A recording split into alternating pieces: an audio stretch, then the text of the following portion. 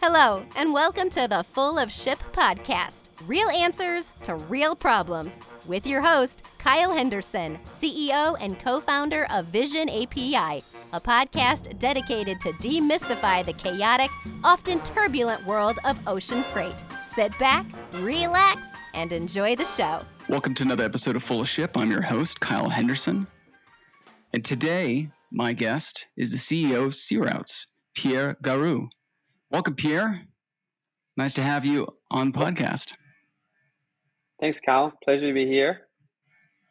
Now, if I understand it correctly, your company, Searoutes, is doing some pretty interesting stuff in the space in terms of understanding carbon emissions around international freight, shipping, most specifically ocean shipping. So excited to talk to another entrepreneur. It's great to be in the company of people who love starting companies. And I also know that similar to Vision, you guys are very focused around data quality, monitoring shipping events with this focus on carbon emissions. But before we get rolling into some of the hot topics for today, maybe you can give us a little background on yourself. Tell us a bit about Searoutes' founding story, a little bit about your background, and just give us the Pierre Garreau backstory, please. Yeah, sounds great. So my name's Pierre. I'm French, if you haven't noticed yet. I actually did my classes in France. I'm an engineer, and pretty early on went to the US. So I was amazed by the whole way you guys do thesis and academia in the US. So I left pretty early on and went to do a master's in strategic operations, they call it, at Cornell. So basically operations research. I was doing supply chain before I knew it. I didn't really know what supply chain was about back then, but I decided to stay in academia for a little while and got a PhD in math and then try to become a professor. And then noticed that the salaries for professors were way under what the market was offering for a real-time job. So ended up leaving academia for finance first. And that didn't really work out, and ended up joining the startup game. So before Searoutes, I've been part of the founding team of 4 different businesses, first in fintech, and then later on closer to maritime. And I'll tell you all about this, but that's how I ended up meeting my current partner, Carsten, and then starting Searoutes. So it's quite of a long path, but it's cool meeting people in the field because there's a lot of academics in supply chain today as well, and maybe more and more. This informs a lot of what we're doing at Searoutes, this scientific vision. Very interesting. So not just a startup junkie, but also a bookworm. Yeah, I guess so. And actually, maybe to tell you guys a story, but the team is always making fun of me because probably every other day I come up to the office and say, "Hey, today I'm going to try to do a bit of math with you guys," and then the schedule is so full that I actually never get down to being able to get focus time enough to work on the models with them. So they end up telling me about the models we're doing, and I have just a high level view of what they're doing. But yeah. It's quite cool. I mean, Searoutes started with a foot in academia. Before even starting the company, we started. I set up a partnership with the local university. They're doing, to use buzzwords, they're doing AI and machine learning. It's a team of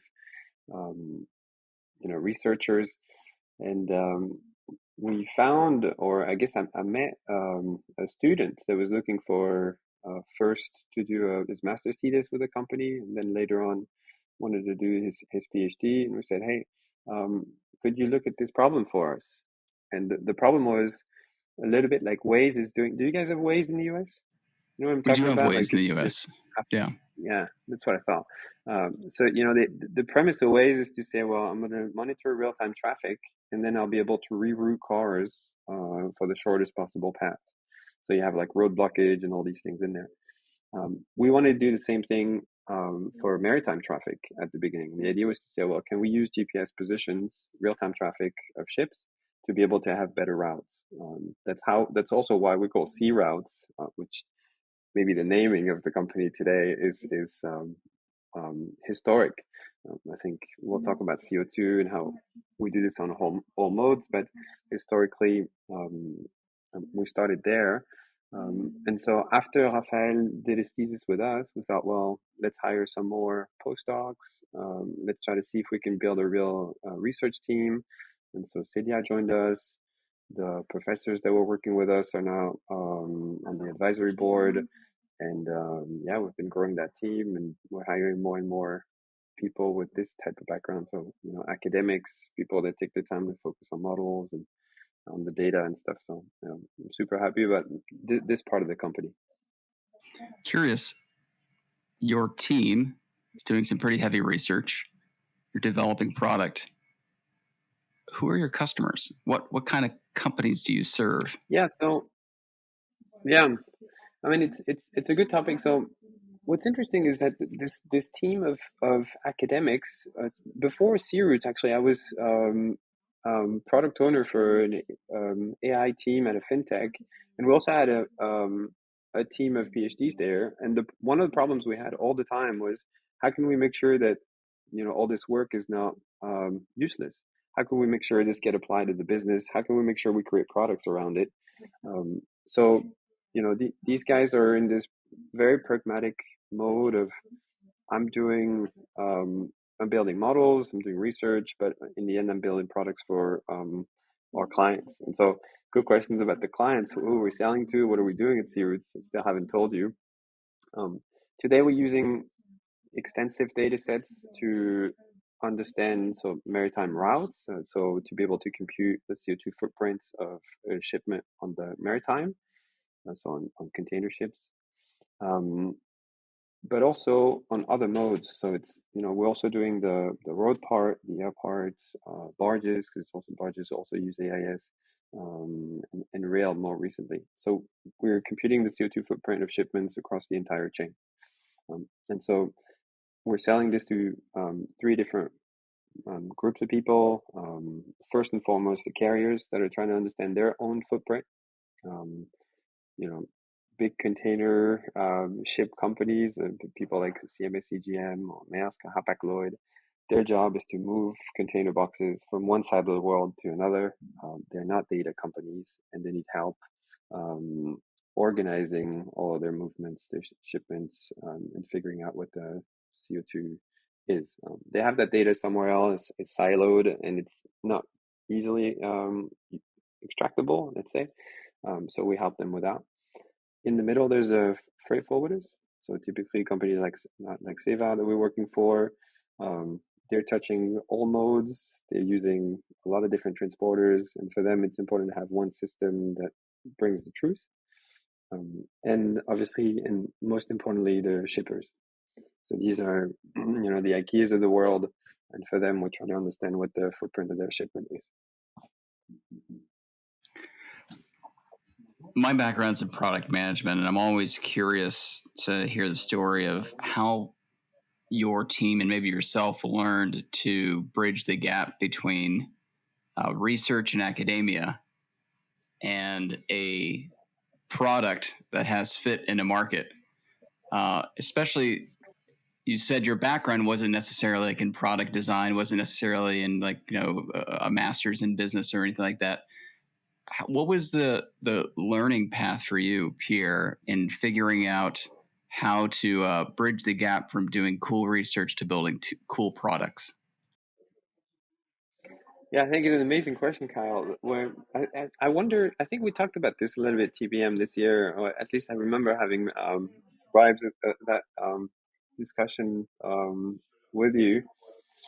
Basically, the paradigm is the same in academia. I remember when I was doing when I was trying to create models. Math is very abstract and it's very complicated, and it's very difficult to grasp. And I remember my thesis committee, when I would come to them every quarter and I show them these equations and these problems, their question was always, what's the simplest version of what you're trying to tell us here? Like, you're showing us this complexity there.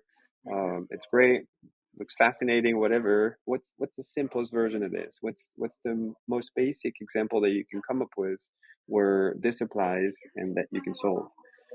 And I've kept this with me all throughout. And I think what product is about today is exactly that. It's I'm trying to solve this very abstract, complicated problem. It touches all these stakeholders. You have the carriers, the freight forwarders, the shippers. There's lots of these data sets and stuff. The question is always the same: is what's the simplest possible version of this problem you can solve, and can you do it very pragmatically? So this product mindset, I think I have since academia, and I think there's a lot of parallels between this.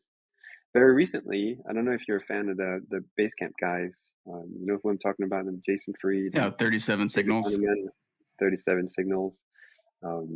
Obviously, they're a big proponent of the remote company culture, which a lot of us in the startup world love. But they have this thing about the 20-80 rule, which is something that is known forever, from a business perspective. It's like, what can I do with 20% of the effort that gives me 80% of the results? It's another version of what we just described about solving the simplest possible version of a problem. And at Searoutes, something that we're doing very well, and more, I'm actually liking this discussion. Is that, hey, we're trying to solve this perfect problem. Can we actually solve 20% of it and have 80% of the output of that? I think this is essential. And I'll bring this one step further, and maybe I'll return the question to you. Is I wonder, in the startup world today, what's the link? What's the causality between the success of companies and then the founding team having that product sensitivity? Because at the beginning of companies, you need to iterate fast. You need to be very pragmatic. You need to make these hard choices. And I've always wondered what was the relationship between the founding team having that product mindset and in the end, success of that company. I don't know what your thoughts are on that. Oh man, talk about opening up a Pandora's box of a topic. Let's see if there's a simple way to answer this. After working in product for 17 odd years, I bring it back down to you fundamentally need two things. You need a simple promise that the market wants to buy into.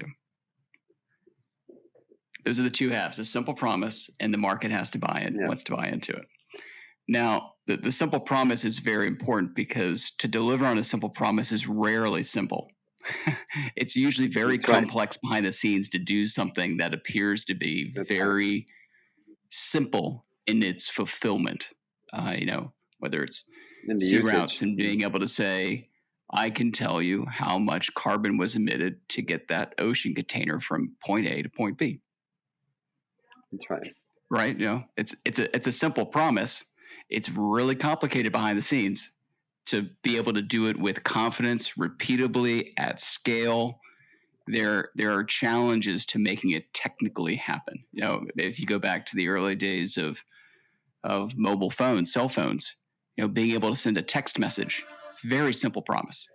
Amazingly complex to make a reality behind the scenes, even though you're only sending a collection of characters. You need the network infrastructure, you need the devices, you need the battery technology, you need the software, you need the users to have reached a level of sophistication where they're capable of grasping the concept of even the experience, right? Like you needed the ability to send a letter, or like what kind of short messaging really kind of existed prior to text messaging, email a little bit to some extent. So there's a combination for startup companies where you need a product promise, you need market timing, and this is probably the third thing that I think a lot of companies overlook, especially younger companies who might be, on their first startup, second startup, haven't necessarily gone through the process.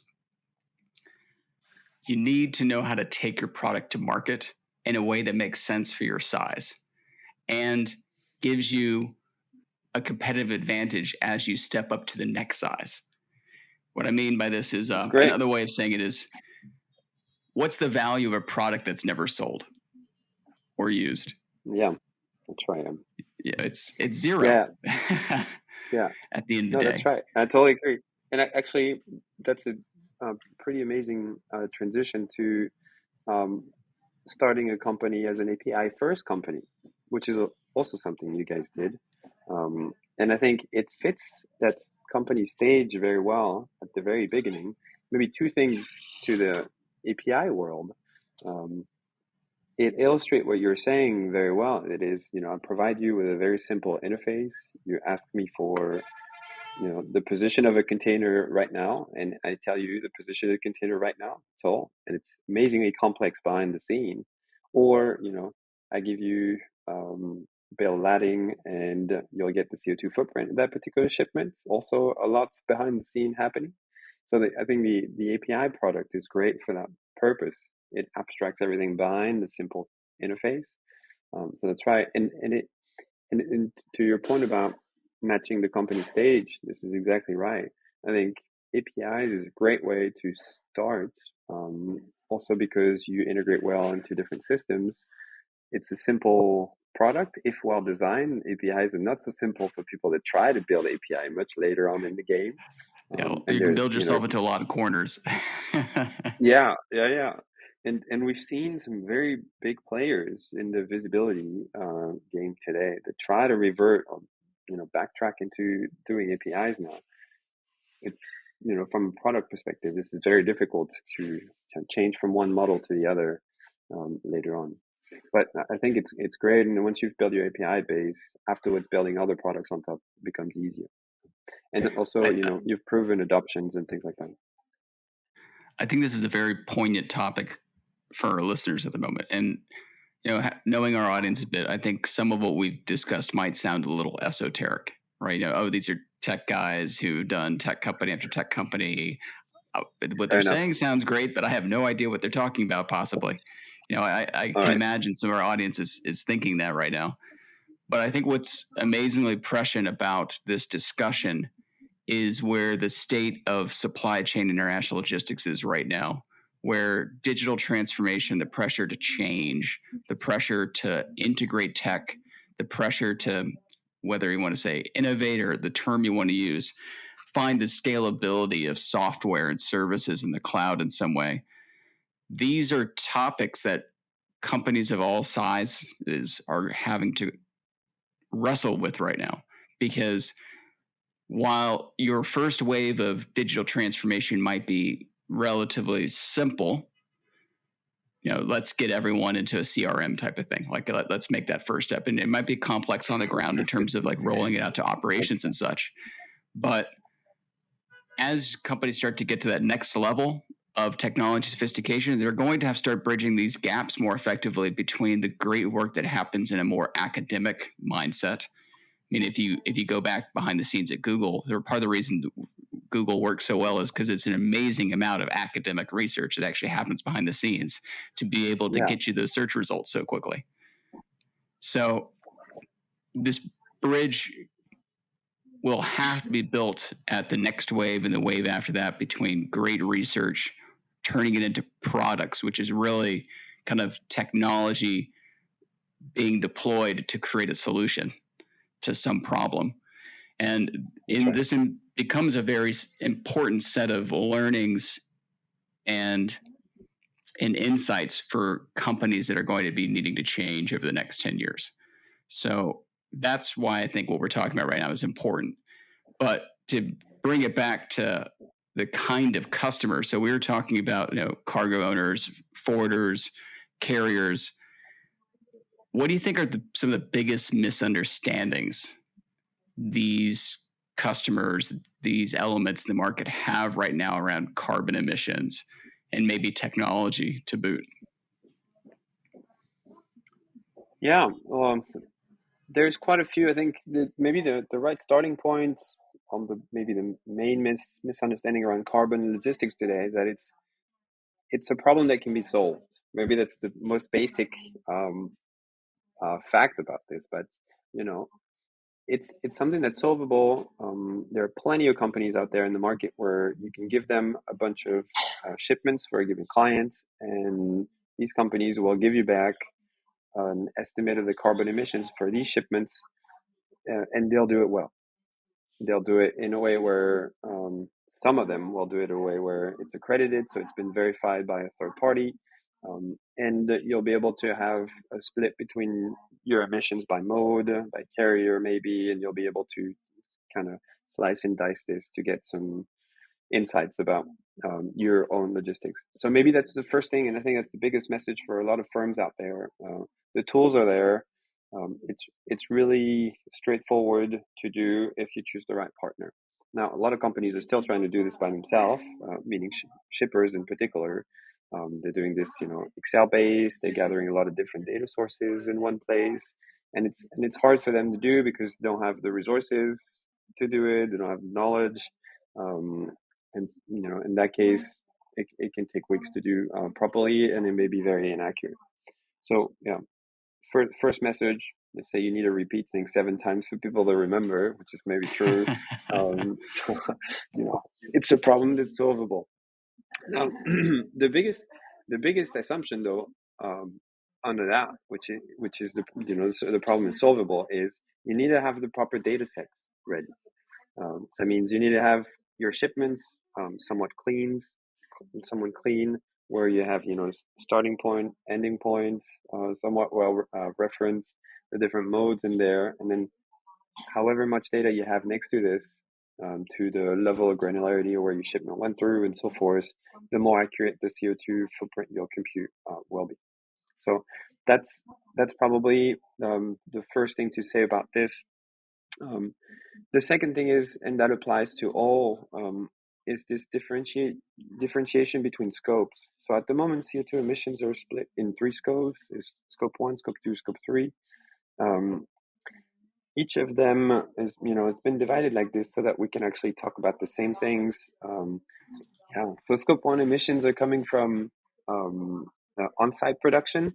So typically, I'm a plant and I'm building widgets, and I need electricity, for instance, or I need raw materials to produce my widgets.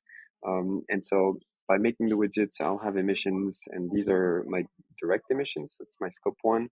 Scope 2 is what I need to be able to produce the widgets. So this is typically emissions coming from electricity providers that emit emissions by giving me electricity that I need to produce the widget. And scope 3 emissions is all the indirect emissions, and so this is where freight is so important. That's why scope 3 is so relevant to the logistics provider. It's because it's mainly emissions coming from the supply chain. So, I've produced my widget now, so I've accounted for all the emissions that I've produced or the emissions that others have produced to help me produce it. Now I need to ship this to the final customer, and there's the scope 3 emissions. So it's the supply chain piece of operations. And the reason why scope 3 is so important or so talked about in the in the literature today in logistics is because there's a lot of companies that are operating on that particular model. If you take an e-commerce company, there's lots of e-commerce companies out there nowadays. What are my costs, or how do I run my business? I have an online website, I have a little bit of staff, but I'm actually not producing anything. My electricity bill is really low. It's my servers, and so most of my emissions are coming from buying goods from somewhere and taking them to the place where I'm selling them. And so for all the e-commerce businesses today, scope 3 is a big part of their business. So that's why things are important. So we see now, maybe understanding scopes a little bit better, why scope 3 in the logistics is such an important topic, and why the supply chain is such an important piece of the overall emissions of one company. So that's the second thing, maybe that's a little that's a little ambiguous today, is these different scopes. So first thing, problem is solvable. We have the tools out there. Second thing, scope 3 is important for the supply chain, and it's a big piece of a company's operation. And I think maybe to take this a little bit further, maybe the third thing that's a little bigger for people is the different ways you can actually compute CO2 today in the logistics, and the different benefits you gain from the different methodologies. So I'm happy to go into this maybe today. Um, so you know, Quick question there. As you get into the different methodologies, where does the balance between, I'm assuming, accuracy and the estimate is key, but how much precision is required? yeah, I mean, I think that's you've nailed it. We'll have to define what is required means, and by who. So that's kind of tricky, but in the And to grand do scheme of what? things, Yeah. exactly, yeah, it's very hard. It's a very hard question. Apparently simple question, but very hard question to answer. So how much accuracy is needed today? Not so much. If you take so if we define is needed or is required as by law. So if we take kind of the legal aspect to this, you have different players setting out different guidelines. In the US is a little bit different than Europe. Europe has been very strong since I guess the COP26 in Paris, but there's been several waves of agreements, and the politics like to meet and discuss these topics. So in 2015, there's something called the MRV law that came into action. It stands for monitoring, reporting, and verifying the emissions in the maritime. So it was kind of the first brick there, where for all vessels that were coming into Europe or leaving Europe, there was a system put in place to make sure that this was monitored accurately. And so now you have a law that says, well, ships need to report their emissions, and we have a system to monitor against. Maybe that's the first thing. In 19, there's the Green Deal that was passed, and there's several versions of applications to this. But maybe the most interesting piece to that is this year, actually, not so long ago, they decided that the transport sector, so maritime transport, would be eligible to the carbon quota system. So what it means is, and I think that will answer your question afterwards, but what that means is that if I have if I have a ship and I'm operating a fleet of ship, um, I'll end up emitting a certain number of CO2 emissions. Great. Every year I can continue emitting the same, but I'm monitored against a quota that's given to me, which is declining. So if I want to continue the same curve, I have to either improve the way I run my ships to make sure I meet these quotas, or I'll have to buy certificates to compensate for me being below the standard. And so there's kind of the financial piece to this. Is like I need to monitor my emission accurately because there's an incentive, a financial incentive behind it. Cool. So that's kind of the what is required, what level of accuracy is required. Depending on the legal piece of things in Europe, you need to have something that's pretty accurate. In other places around the world, you don't need to. Which that's one piece of the puzzle. What it means is you can use averages, or what we call default value. We'll go into this. So you can use averages, and you'll be fine. It'll provide you a baseline to be able to move forward. And maybe I'm saying this, but quick yeah, go ahead. question. In what other countries or jurisdictions are there regulations like MRV already established or pending in some way? Yeah, so maybe that's the exact next piece to this. The IMO, so the International Maritime Organization, is coming out with a rule that's been called 2023 because it's coming into application in January. And what this rule is doing is it's setting basically the purpose is to reduce the CO2 emissions of the global fleet of vessels by 2030. And so there's a technical piece which is for vessel owner and operators to equip their vessels better. But there's obviously a piece which is kind of the operational piece, which gives a grade to every vessel. And this takes into account kind of the biofuels and the state of the hull and that type of stuff. And the idea is to make sure your vessels are monitored properly. So that's IMO, which means it's the global fee. And there's lots of things that will happen following this. Is it'll put pressure on supply.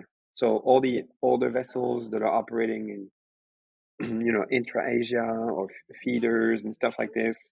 That's going to put pressure on that market because the older vessels will not be able to operate anymore, or they won't be chartered.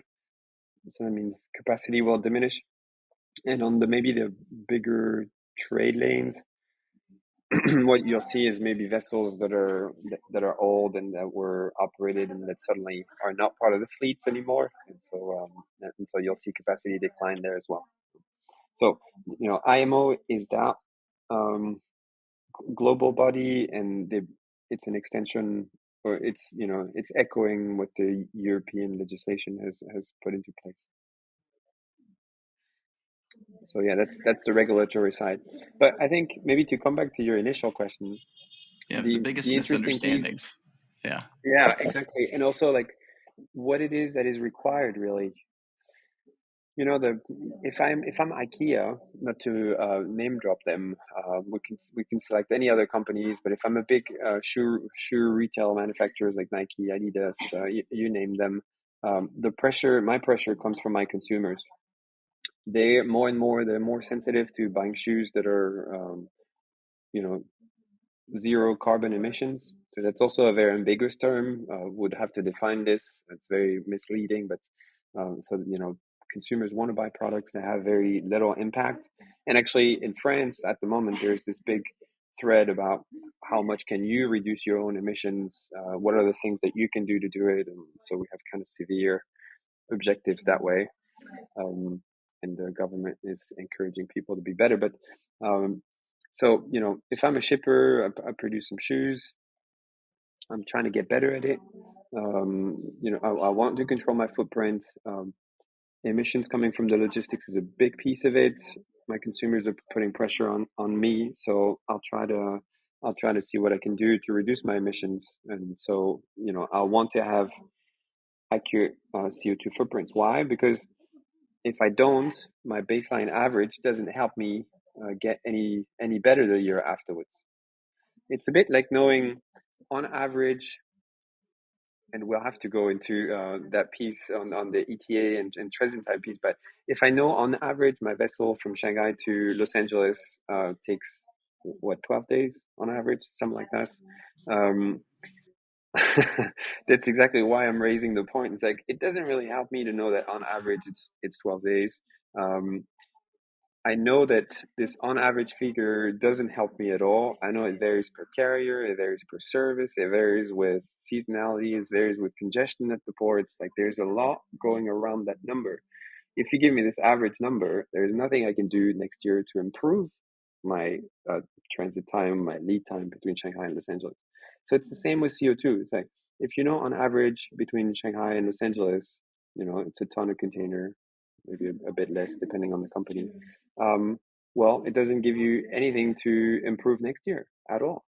What you want to know is with this particular carrier, it's actually half of that. With this other carrier, it's double that, and the volatility is so and so. If you actually don't go through Los Angeles, but you go through Vancouver or you go further south, CO2 varies because they have bigger vessels, larger vessels, and so forth. And the you have access to rail, for instance, in North America and that type of stuff. So the key to all of this is making sure you have the more granular data sets to be able to make better decisions. It always serves the purpose. That's a good point. And I've also been curious for Searoutes emissions calculator. What data goes into this estimation, and how do you know how accurate it is? And probably more importantly, how are the companies using the information to improve the carbon footprint after they've acquired this estimate, from your perspective and from your learnings in these relationships? So before I tell you how Searoutes does it, maybe I should tell you how what the status quo is for this. I'll set a standard for this discussion. So to compute emissions, kind of legacy systems, what they've done is I'll compute the emissions of a container. Let's say I'm going to take the example of maritime, a container between Shanghai and Rotterdam, for instance. What I'll do is I'll have an emission factor for my particular vessel. And what I want to do is get the distance between Shanghai and Rotterdam, and I'll multiply that distance by my emission factor, and then I get an average number. So this is traditionally how things are done. Obviously, we all know reality is not like this. So what Searoutes has been doing is it's been trying to refine that model to the fullest possible. So on the distance between Shanghai and Rotterdam, what matters is obviously which vessel you're on. So if you know exactly which vessel you're on, you can actually fetch the historical track from AIS to be able to do this, and you'll gain access to position, speed, all this. And you'll notice that the actual Shanghai to Rotterdam was not a direct voyage, but the vessel will have stopped in India and in Dubai maybe, and along the way in Greece. So the distance will be very different, and you'll get different vessel behaviors. You were talking about events, I think, in your introduction. There's things that we're looking at, as in, the vessel is drifting, the vessel is anchoring, the vessel is entering port, things like that, to also calibrate these emissions better. So that's the first part, is this distance piece to it. The second, so that's one of the most important components to CO2 is distance. Obviously, more distance traveled, more emissions. That's very intuitive. The second piece to this is speed. A vessel that slow steams, you'll know this from reading the press, obviously emits less emissions than a vessel that goes full speed. That's because the fuel consumption curves of vessels are exponential. So the faster you go, the more exponentially, the more CO2 you'll put out there.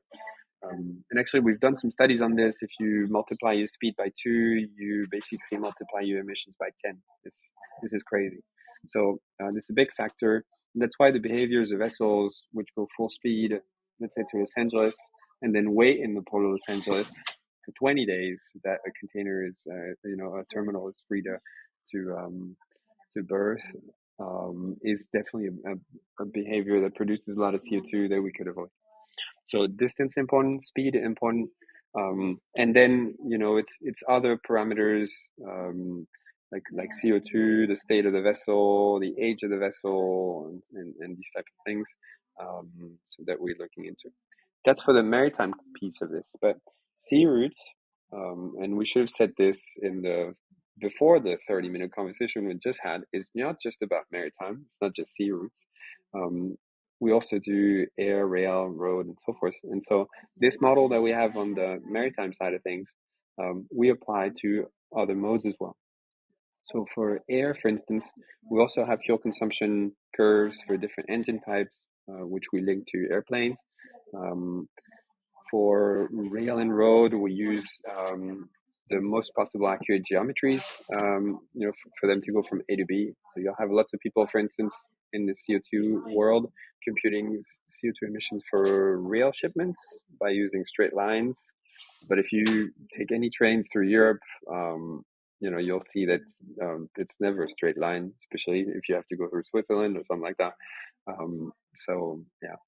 So basically, the premise is, let's use as much or as many different data sets possible to make sure the distance, the speed, and the characteristics of the asset you're using are well taken care into account. And so, so that's one piece of things. I'll add a second piece to this, because when a shipper is trying to compute their footprint with us, they'll give us, the history of their shipments for last year. And this data they usually put into their internal system, and maybe they've aggregated it from different data sources. Maybe they have a visibility provider for ocean, but maybe they have another provider for road and something else for air that they're collecting from their freight forwarders. So the data set we get is pretty messy, to say it very politically correct. Sometimes it's very messy, but we all know that problem. And so, before what I just described on the CO2 piece, before all that, we have a layer which is a data enriching module where we're taking whatever the shipper is giving us, and we geocode it, we enrich it, we standardize it. Basically, we're doing the job of what a visibility provider would do, probably playing the role of a data cleaner. And so I often tell our clients, kind of one of the byproducts of the CO2 reporting that we're doing for them is that they're getting back all their shipments, but just a clean version of all the shipments, which is great. So they can just take this and put this in a standardized way in their databases, for instance, and then they can reuse this afterwards. So I think that's an important piece. What are they doing with that information once they have it? Buying offsets, certificates, reporting it to regulators. What's the typical use case for the data once they have it? So maybe the biggest use case now is obviously to be compliant. You have companies in Asia that listed in the Hong Kong Stock Exchange, for instance, and they have to report CO2 emissions as part of their quarterly report to shareholders. So there's that pressure. In Europe, more and more this is driven by carbon quotas. What we'll see is, and actually there was an announcement, I think I published yesterday, where Maersk will make the shippers pay for CO2 starting at the beginning of the year. And so what you see is these carbon quota system that we talked about earlier will get passed down to the shippers. So the primary reason is that it's the regulation, and in Europe maybe the financial aspect to this. Maybe the second reason, which is interesting too, is when a shipper is negotiating for rates with carriers, the discussion at the moment gravitates around price points. So the price of a particular port pair for a given capacity. So it's the price, and then it's the lead time, which some companies have solved. But if you compare two carriers that offer you the same price and the same lead time on paper, how do you differentiate them?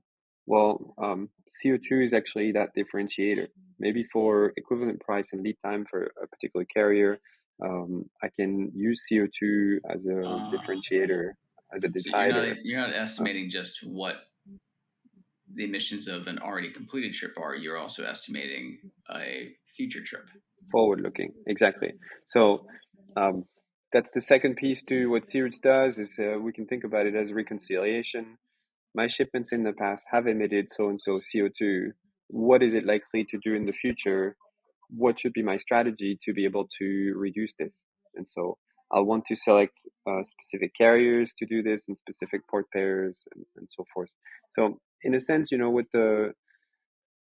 it's a little bit like the clear metal model to some extent, where I'm measuring in the past what my lead times were, and I'm predicting in the future what they will be, and I'm reinforcing this as I continue getting more data.